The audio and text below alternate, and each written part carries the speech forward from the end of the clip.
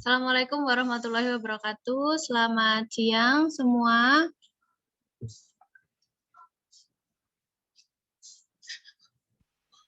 Waalaikumsalam warahmatullahi wabarakatuh. Mas yang Bu. Oke, kita mulai ya untuk perkuliahan kita di minggu ke-9. Untuk UTS, semua sudah ikut UTS ya? Apa ada yang belum mengikuti UTS? Sudah semua, Bu. Sudah ya? Sudah semua ya?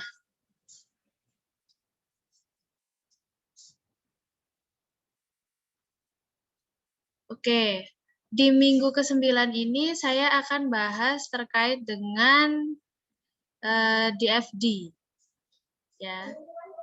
Jadi kita bahas terkait dengan desain dari basis data, yang nantinya seperti biasa kalian harus membuat desain basis data untuk sistem atau aplikasi yang kalian buat ya. Dan minggu depan dipresentasikan. Oke. Hari ini sepertinya singkat saja. Kalian sudah dapat mata kuliah basis data kan ya? Sudah? Belum Bu, kayaknya. Oh, basis data belum? Kalian semester 4 kan ini? Masa basis data belum dapat? Semester 2, Bu. Semester 2 ya? Oh, semester 2 juga belum dapat basis data? Belum, Bu. Belum dapat, Bu. Oke. Baik, ya nggak apa-apa. Karena di mata kuliah ini, di analisis perancangan dan desain perangkat lunak ini, saya nggak akan bahas secara detail terkait dengan basis datanya. Gitu. Karena seharusnya basis data itu diberikan lebih dulu daripada mata kuliah ini. Kalau yang saya tahu ya biasanya. Jadi kalian nggak akan mengalami kesulitan untuk membuat perancangan basis datanya. Gitu. Tapi ya sudah, nggak apa-apa. Kalau gitu, saya tadi berharapnya kalian sampai bikin sampai ke CDM PDM-nya. Tapi karena kalian belum diajarkan, ya saya akan menjelaskan hari ini terkait dengan relational diagramnya. Jadi nanti kalian cukup membuat relational diagramnya aja. Nggak usah sampai ke CDM PDM karena kalian masih belum mendapatkan itu. Karena kalau misalnya saya mau bahas itu sampai detail, satu pertemuan nggak akan cukup. Sedangkan kan analisis perancangan dan desain perangkat lunak ini nggak bahas cuma satu diagram atau istilahnya data flow diagram gitu ya. Oke.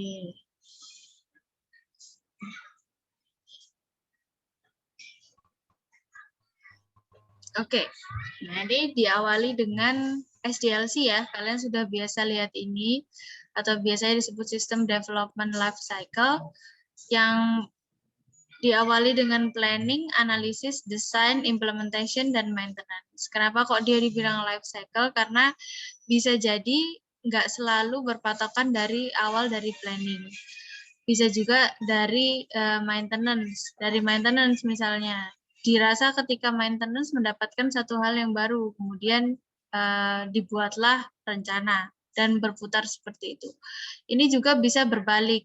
Ya, tidak selalu searah. Misalnya ketika diimplementasikan dirasa tidak sesuai, maka dilakukan analisis lagi. Bisa seperti itu.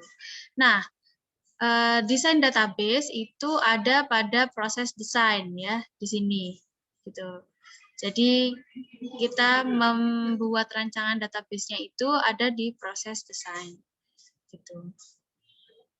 Nah, ini pengembangan basis data yang pertama diawali dari requirement. Yang pasti ya, karena kebutuhan. Kita harus tahu requirement-nya itu apa, kebutuhan kita itu apa. Siapa usernya, user bisa akses apa, kemudian sistem akan mengirimkan data kemana, apa yang akan didapatkan oleh user, itu adalah requirement. Kemudian kita konseptualkan dengan menggunakan model atau biasa disebut dengan conceptual modeling. Kemudian kita logikakan atau disebut dengan logical modeling. Kemudian kita buat physical modelingnya, yang ini nanti akan bisa dibaca oleh sistem, gitu ya. Jadi yang saya tadi bilang CDM dan PDM itu ada di logical modeling dan di physical modeling. Ini, iya Pak. Ini menggunakan aplikasi. Biasanya saya pakai Power Designer ya untuk buat CDM PDM itu. Sebenarnya mudah kalau kalian sudah belajar dan istilahnya itu sudah fix gitu ya. Karena kalau misalnya kita tinggal generate itu sebenarnya mudah dari CDM di generate ke PDM. Jadi sebenarnya yang pakem itu adalah di CDM-nya. Gitu. Ketika kita generate ke PDM, maka dia akan bisa dibaca oleh sistem, gitu ya. Nah, sekarang kita omongin konseptual model. Mendeskripsikan data yang disimpan dalam model data DBMS secara konseptual. Dalam model relasional, skema konseptual mendeskripsikan semua relasi yang disimpan dalam basis data. Contoh, ini ada contoh, basis data universitas. Relasi berisi informasi hubungan antara entitas mahasiswa dengan mata kuliah pada proses registrasi mata kuliah. Nah, contohnya adalah model entity relationship atau disebut dengan ER model atau biasa saya ngomongnya adalah ER diagram. Sedangkan logical model adalah model yang berfokus pada konten atau isi dari basis data, terlepas dari implementasi fisiknya, dibuat dengan cara mentransformasikan model konseptual menjadi model arsitektur data yang sesuai dengan DBMS yang akan digunakan. Ada juga yang menyamakan dengan model konseptual. Sedangkan physical model merupakan model data yang merepresentasikan bentuk fisik untuk implementasi pada tahap berikutnya di DBMS, termasuk mendeskripsikan tipe data yang sesuai dengan DBMS yang akan digunakan. Didapatkan dengan cara mentransformasikan model logika ke model fisik sesuai dengan konfigurasi perangkat keras, perangkat lunak, dan DBMS yang digunakan. Biasanya dinyatakan dalam skema Data Definition Language atau DDL dari SQL. Nah, kalau kita sudah ubah CDM ke PDM, itu kita bisa import ketika kita mau masukkan dia ke database kita. Misalnya kita pakai MySQL atau biasanya pakai ya PHP, MyAdmin biasanya gitu atau apa. Itu bisa kita langsung import dan akan dibaca oleh sistem gitu ya. Jadi siapa ini yang belum mematikan? Oke, saya matikan aja. Jadi kalau misalnya membuat database itu kita harus sudah fix dulu menurut saya ya di CDM-nya. Karena CDM ke PDM itu sebenarnya tinggal generate to PDM gitu. Dia akan memisah lagi lebih detail. Nah, ketika itu sudah kita mau masukkan dia ke MySQL kita itu sebenarnya tinggal import gitu. Nah, mematangkannya itu seharusnya kalau kalian sudah mendapatkan mata kuliah basis data ya, itu memang membutuhkan waktu yang lama karena pemahaman terkait basis data ini cukup jelimet kalau menurut saya, gitu ya. Oke. Secara umum, desain basis data dilakukan dalam 2 tahap, mengembangkan model basis data secara logik yang mendeskripsikan data dengan menggunakan notasi-notasi yang menggambarkan data dalam organisasi.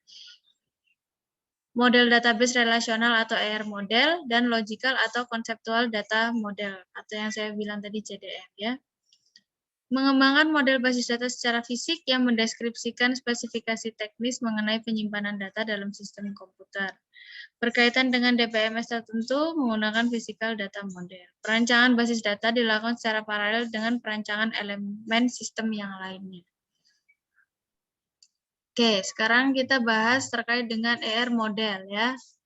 Didasarkan pada persepsi dari dunia nyata yang terdiri dari sekumpulan objek atau entitas berserta keterhubungan atau relasinya. Jadi di dalam ER diagram itu ada entitas dan ada relasi. Merupakan model yang paling banyak digunakan dalam struktur basis data. Nah, entitas adalah objek di dunia nyata yang bisa dibedakan dari objek lainnya. Contoh, departemen kepegawaian, manajer departemen kepegawaian, subdepartemen dalam departemen kepegawaian, dan sebagainya. Atribut adalah sifat-sifat atau karakteristik yang menggambarkan entitas dan membedakannya dengan entitas yang lain. Contoh, entitas pegawai memiliki atribut NIP, nama, umur, jenis kelamin, dan sebagainya. Gampangnya, entitas itu adalah subjeknya. Ya, dan atribut adalah komponen yang menggambarkan subjek tersebut. Ini contohnya pegawai. Pegawai itu kan pasti punya NIP sebagai primary key. Ya, kalian tahu primary key?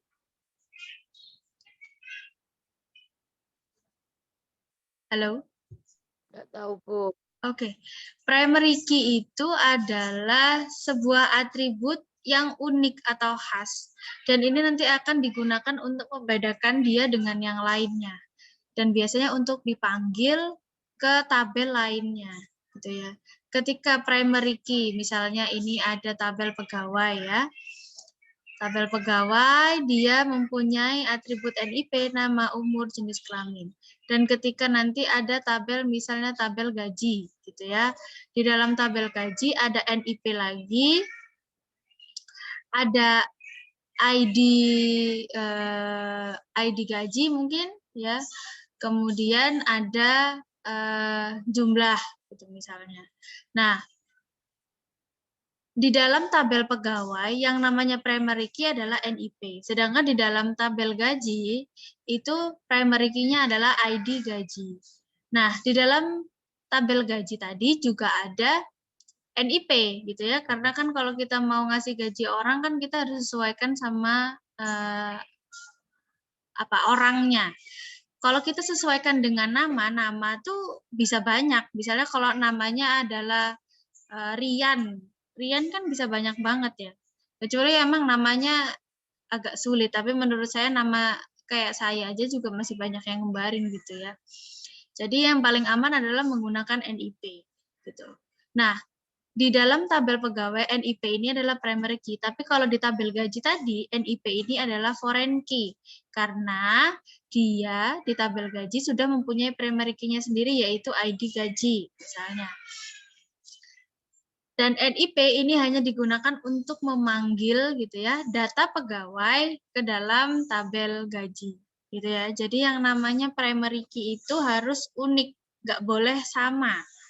Nama tidak bisa kita jadikan sebagai primary key karena dia punya banyak kemiripan gitu ya sama yang lain gitu. Begitupun umur apalagi jenis kelamin kan banyak sekali kembarannya gitu ya. Jadi itu. Jadi sekali lagi entitas itu adalah subjeknya dan atribut itu adalah keterangan yang menggambarkan si subjek gitu ya. Tuh. Misalnya kalau mahasiswa, entitasnya mahasiswa, atributnya kira-kira apa? Sebutin 5 deh.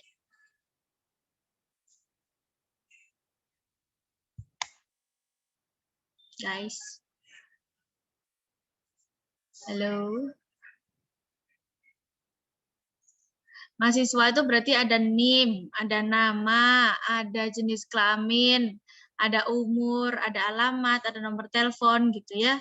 Itu adalah atribut. Jadi atribut adalah keterangan yang menggambarkan si subjek gitu ya. Oke, itu tadi entitas, atribut. Saya berikan lagi penjelasan terkait dengan primary key. Nah, primary key memang biasanya digambarkan dengan ada garis bawahnya gini. Jadi kita bisa tahu yang mana primary key-nya. Kemudian atribut deskriptif adalah atribut yang melekat pada relasi. Contoh, mahasiswa mengambil mata kuliah pada semester tertentu, maka semester merupakan atribut dari relasi ambil. Oke. Nah, ini relasi digambarkan dengan belah ketupat. Ya. Tadi entitas adalah persegi panjang, atribut adalah lingkaran ya atau oval. Kemudian relasi digambarkan dengan belah ketupat. Dalam ER model ini menyatakan terkait dengan hubungan mahasiswa mengambil mata kuliah. Gitu ya. Mahasiswa sebagai entitas mempunyai atribut NIM dan nama. Kemudian mata kuliah sebagai entitas mempunyai atribut kode MK, dia sebagai primary key, nama MK dan SKS. Gitu ya. Dan ambil ini adalah relasinya. Apakah selalu ada, Bu, keterangan atribut deskriptif ini? Enggak selalu. Ini dicontohkan saja. Enggak ada keterangan ini pun enggak ada masalah. Gitu ya. Misalnya mahasiswa ambil mata kuliah dan atributnya kemudian semester ini enggak ada. Semester ini menyatakan bahwa relasi ambil ini adalah menggambarkan relasi pengambilan mata kuliah pada tiap semester. Tapi kalau tidak dikasih pun juga nggak ada masalah. Oke. Oke, domain. Sekumpulan nilai-nilai yang mungkin dari suatu atribut. Contoh, atribut nama berupa himpunan string dengan panjang 20 karakter. Atribut nilai pada kasus penilaian pegawai di mana perusahaan menilai pegawai dengan nilai 1 sampai 10, maka domain atribut nilai berada pada rentang 1 sampai 10. Jadi lebih ke ngatur ininya nanti ya, kalau misalnya dalam tabel tuh ngatur jenis dia, mau string, mau integer, mau apa gitu ya.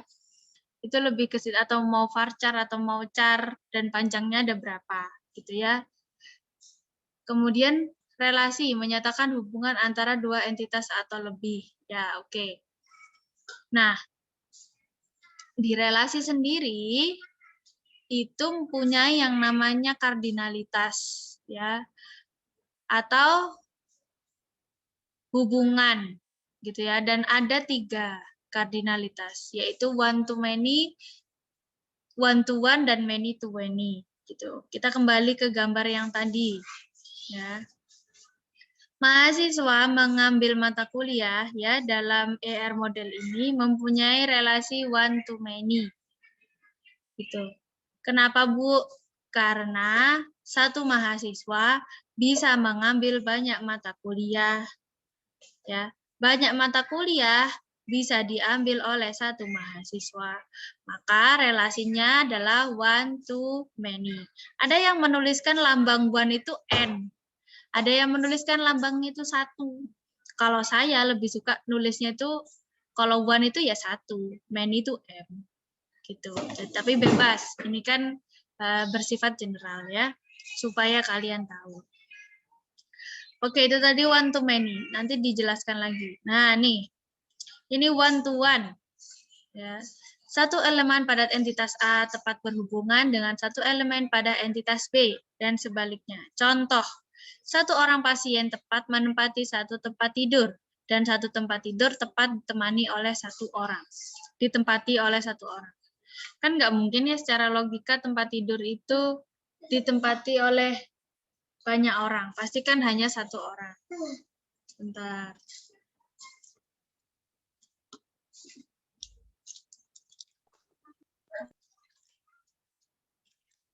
Nah, jadi cuci tangan aja loh sebenarnya. Oke, nah ini. Entitasnya adalah pasien, dia mempunyai atribut ID pasien sebagai primary key, kemudian atribut nama dan atribut jenis kelamin. Kemudian di entitas tempat tidur ada kode tipe tidur dan ada tipe. Ya. Relasinya adalah menempati. Di dalam relasi menempati ada atribut deskriptif yaitu tanggal. Maka menggambarkan tanggal dari pasien menempati tempat tidur itu, gitu ya. Itu bisa kayak gitu. Tapi ini nggak dikasih pun juga bisa, bebas, ya. Kemudian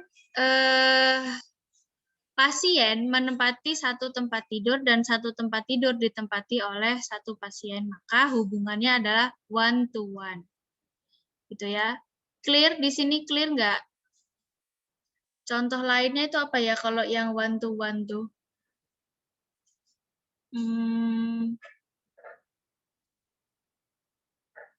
Apa ya? A. Satu mahasiswa hanya boleh mengambil satu judul skripsi misalnya. Ya, misalnya di sini ada mahasiswa ini mengambil ini skripsi, ada ID skripsi, ada judul, ada apalah. Terus di sini ada mahasiswa, ada NIM, ada nama, ada umur, ada semester mungkin, gitu ya. Jadi salah satu contohnya itu adalah relasi one to one. Karena satu skripsi kan nggak bisa diambil sama mahasiswa lain, kalau judulnya sama kan nggak mungkin, ya. Oke. Kemudian kita ke one to many seperti yang tadi saya jelaskan. Satu elemen pada entitas A berhubungan dengan tepat satu elemen pada entitas B, dan satu elemen pada entitas B berhubungan dengan banyak elemen pada entitas A. Contoh, satu orang pegawai tinggal tepat di satu kota, dan satu kota bisa ditinggali oleh banyak pegawai.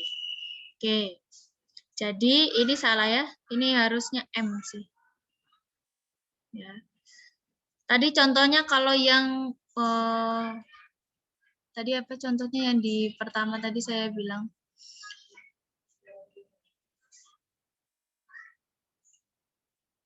Oke lah. Ini ada entitas pegawai dengan atribut ID pasien, nama, ini aja udah salah ID pasien. ID pegawai, nama, dan jenis kelamin. Kemudian ada kota, yaitu ID kota dan nama kota. Pegawai bisa tinggal di satu kota. Tapi dalam satu kota bisa ditinggali oleh banyak pegawai. Gitu ya. Ini harusnya M, bukan N ya. Dan ini adalah ID pegawai. Gitu ya. Jadi itu yang one to many. Ini ada many to many, ini juga harusnya M ya. Satu elemen pada entitas A berhubungan dengan banyak elemen pada entitas B, dan satu elemen pada entitas B berhubungan dengan banyak elemen pada entitas A. Contoh, mahasiswa bisa mengambil sejumlah mata kuliah dan satu mata kuliah dapat diambil oleh sejumlah mahasiswa. Mahasiswa, ada NIM, nama, jenis kelamin. Mengambil mata kuliah. Ada kode mata kuliah, nama mata kuliah, dan SKS. Mahasiswa bisa mengambil banyak mata kuliah, dan banyak mata kuliah bisa diambil oleh banyak mahasiswa. Gitu ya. Ini untuk yang many to many. Jadi ada 3 kardinalitas.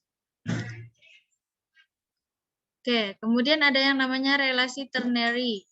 Hubungan dari 3 entitas dengan hanya menggunakan satu relasi. Oke, bisa ya.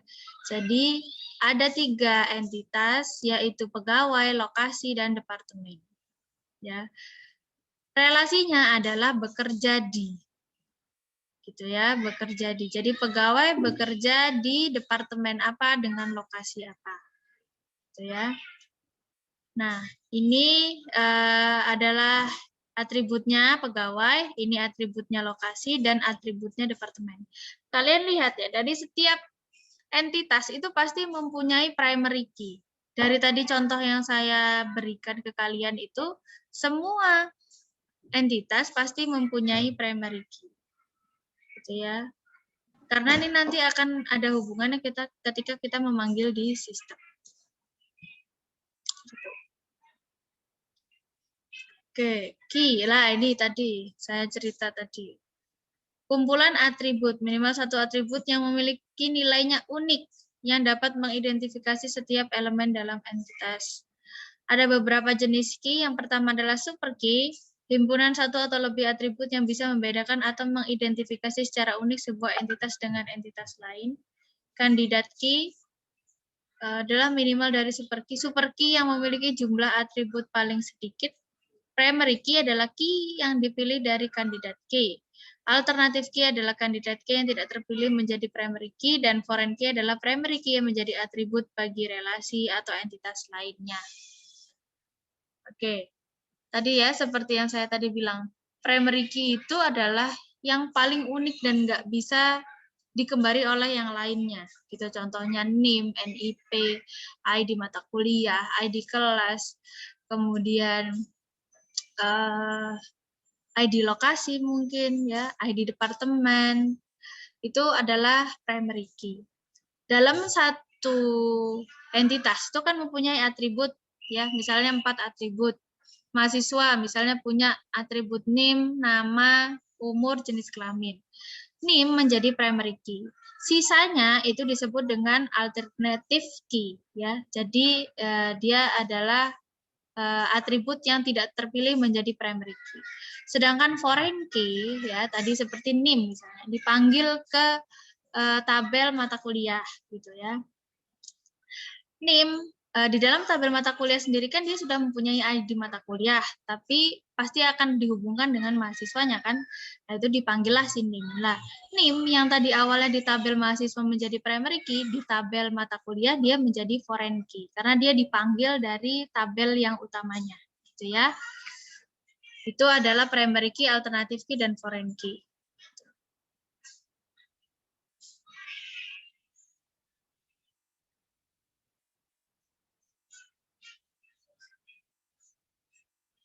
Oke. Nah, ini contohnya. Entitas pegawai memiliki atribut NIP, nama, KTP, umur, dan jenis kelamin. Super key itu semuanya ini super key. Ya, bisa masuk semuanya yang namanya super key. Kemudian candidate key kita sudah mulai mengerucutkan. Ya, mau NIP atau nomor KTP nih yang mau dijadikan primary key. Nah, karena di tabelnya adalah entitas pegawai atau tabel yang adalah tabel pegawai, maka yang menggambarkan pegawai adalah NIP-nya, nomor induk pegawai. Akhirnya dipilihlah primary key-nya adalah nomor induk pegawai. Sedangkan alternatif key adalah yang tidak dipilih, ya apapun yang ada di dalam situ. Gitu ya. Jadi dalam menentukan primary key itu kita mempunyai step-step. Tapi yang perlu kalian tahu adalah primary key dan foreign key. Itu aja sih kalau menurut saya. Yang penting. Oke, ini foreign key. Pada relasi one-to-one antara entitas A dengan B, primary key dari tabel A menjadi foreign key di tabel B, dan primary key dari tabel B menjadi foreign key di tabel A. Tapi pada relasi one-to-many, primary key dari tabel B menjadi foreign key di tabel A, atau sebaliknya. Ya, one-to-many kan bisa many-to-one juga kan. Pada relasi many-to-many, primary key dari tabel A dan primary key dari tabel B menjadi foreign key pada tabel hasil relasinya. Kita itu untuk yang many-to-many. Oke, strong entity dan weak entity. Strong entity adalah entitas yang keberadaannya tidak bergantung pada keberadaan entitas lain. Sedangkan weak entity adalah entitas yang keberadaannya bergantung pada keberadaan entitas lain. Atau biasa disebut dengan dependent. Dependent itu kan bergantung ya. Contoh, pada relasi antar entitas pegawai dengan entitas keluarga, di mana elemen-elemen pada entitas keluarga bergantung pada elemen yang ada pada entitas pegawai. Data keluarga tidak akan ada jika tidak ada data pegawai. Gitu ya. Ya jelas, kalau misalnya kita nggak menjadi pegawai di situ kan berarti ya nggak akan ada data keluarga kita di situ. Itu istilahnya. Nih, pegawai punya keluarga, ya. Satu keluarga dimiliki oleh banyak pegawai dan pegawai hanya mempunyai satu keluarga, gitu ya. Nah, di dalam pegawai ada NIP, nama, jenis kelamin, keluarga, ada ID keluarga, nama keluarga, dan hubungan keluarga. Nah, akan tetapi entitas keluarga ini nggak akan muncul, istilahnya relasi ini nggak akan muncul kalau kita belum jadi pegawai, gitu ya. Kalau kita tidak terdaftar sebagai entitas pegawai, gitu ya. Itulah yang namanya strong dan weak, gitu ya. Si pegawai ini bisa berdiri sendiri, gitu. Nah, kalau si keluarga ini belum nggak bisa berdiri kalau dia nggak ada di pegawai. Kan ada juga pegawai yang masih belum punya keluarga, ya kan? Gitu. Jadi pegawai tetap bisa berdiri. Oke, kemudian ini ada inheritance. Ya. Ada yang bersuara. Bisa di silent dulu ya. Oke.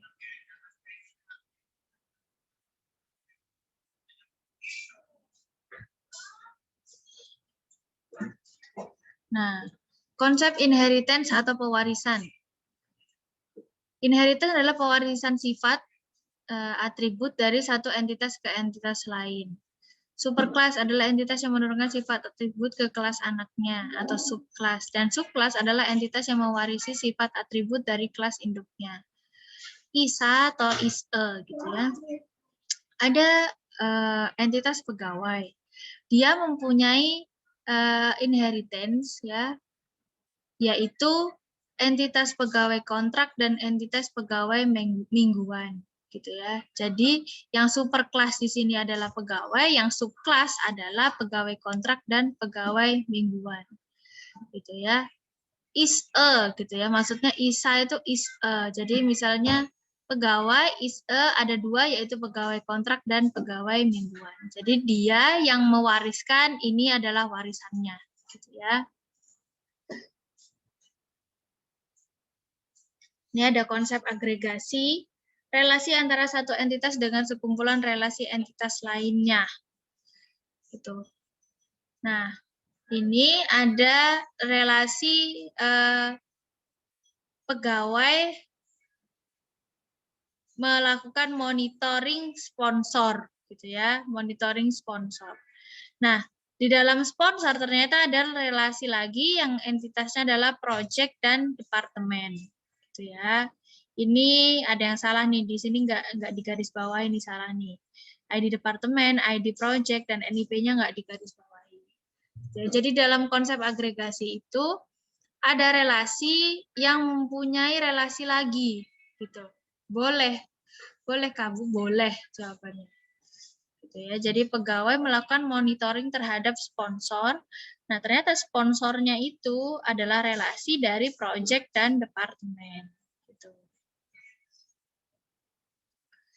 Konseptual model dan fisik model. Model konseptual menggambarkan struktur logik dari basis data. Hanya menggambarkan entitas dan keterhubungan atau relasi antar entitas. Tidak terkait dengan DBMS tertentu. Model fisik menggambarkan struktur fisik dari basis data yang akan dibangun, menggambarkan tabel-tabel berserta atribut lengkap dengan tipe datanya, terkait dengan penggunaan DBMS tertentu yang nantinya digunakan untuk mengolah basis data. Oke, ini CDM.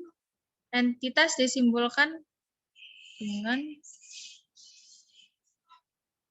entitas menggambarkan objek yang didefinisikan dalam sistem informasi. Setiap entitas memiliki atribut, identifier, dan tipe data. Nah, ini kardinalitas relasi ya, tadi kalian sudah saya kasih tahu.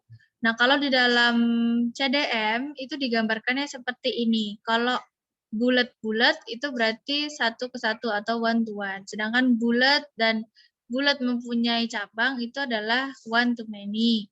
Sedangkan many to many adalah seperti ini. Ini kalau kita sudah menggunakan Power Designer seperti yang saya bilang tadi. Nah, ini. Ya.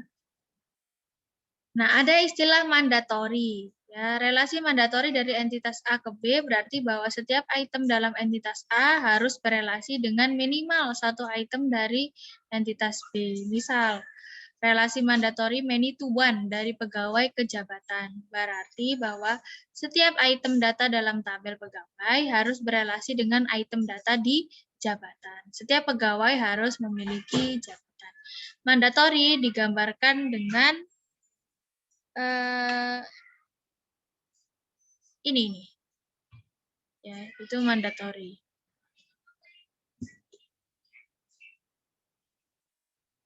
Nah, ini dependent tadi ya, keluarga sama pegawai digambarkan dengan seperti ini. Jadi dia lebih ke penggambaran ketika kalian sudah mengelola nanti di CDM-nya. Ya. Dominan hanya terjadi paralelasi one to one untuk membatasi masuknya primary key satu tabel menjadi foreign key pada tabel relasinya pada saat di-generate menjadi physical data model. Nah, physical data model dapatkan dengan cara melakukan generate dari CDM. PDM diciptakan sejak awal membalikkan satu database ke dalam PDM. Fungsi PDM menggambarkan struktur fisik dari basis data yang akan dibangun, menghasilkan database dan script modifikasi, mendefinisikan domain dan batasan operasi setiap atribut melalui penggunaan tipe data, menghasilkan tabel-tabel dan atribut sebenarnya yang nantinya dibangun dalam basis data, memperbaiki kekurangan dalam CDM. Konsep primary key dan foreign key pada PDM. PDM menghasilkan struktur yang sebenarnya dari basis data yang akan dibuat. Primary key dari satu tabel dapat menjadi foreign key dalam tabel relasinya. Relasi one-to-one. Antara entitas A dengan entitas B pada CDM jika di-degenerate ke PDM, maka primary key dari tabel A menjadi foreign key pada tabel B dan primary key dari tabel B menjadi foreign key pada tabel A. Muncul dua relasi one-to-many antara tabel A dengan tabel B. Gunakan sifat dominan untuk menentukan salah satu primary key yang akan menjadi foreign key di tabel relasinya. Oke, relasi one-to-many. Jika di-generate ke PDM, maka primary key dari tabel A menjadi foreign key pada tabel B dan tidak sebaliknya. Oke. Relasi many-to-many. Jika di-generate, muncul tabel baru hasil relasi antara entitas A dengan entitas B. Primary key dari tabel A dan B menjadi foreign key pada tabel hasil relasi. Primary key tabel hasil relasi merupakan kombinasi primary key tabel A dan tabel B. Ini sih kalian harus praktek sih. Kalau kalian nggak praktek, kalian nggak akan mudeng. Oke, sudah selesai. Nah, karena kalian masih belum mendapatkan materi terkait basis data, ya, maka saya minta kalian bikin yang IR diagramnya saja cukup. Gitu ya. Nanti saya share materinya. Jadi kalian mendefinisikan hubungan antara entitas satu dengan yang lainnya menggunakan relasi. Misalnya user kalian adalah siswa. Siswa bisa mengakses apa di dalam website kalian. Misalnya kalian bikin website gitu ya. Nah, itu kalian gambarkan dengan menggunakan relasi ER model. Ya, sambil saya cek sih beneran tak kalian ini belum dapat basis data. Oke, ada yang mau ditanyakan? Kalau tidak ada yang ditanyakan, kalian langsung eksekusi untuk diselesaikan ya. Tugasnya saya tunggu presentasinya minggu depan. Untuk use case diagram, kemarin kan saya minta untuk dikumpulkan aja ya, kalian nggak saya minta untuk presentasi. Ya oke lah, nanti sambil saya cek aja. Tapi untuk yang ini, kalian presentasikan minggu depan, supaya bisa jadi pelajaran juga untuk teman-teman yang lain ya. Oke? Oke, baik. Kalau tidak ada pertanyaan, silakan langsung dieksekusi. Terima kasih kalian sudah hadir pada perkuliahan hari ini. Saya akhiri. Wassalamualaikum warahmatullahi wabarakatuh. Waalaikumsalam warahmatullahi Terima kasih. wabarakatuh.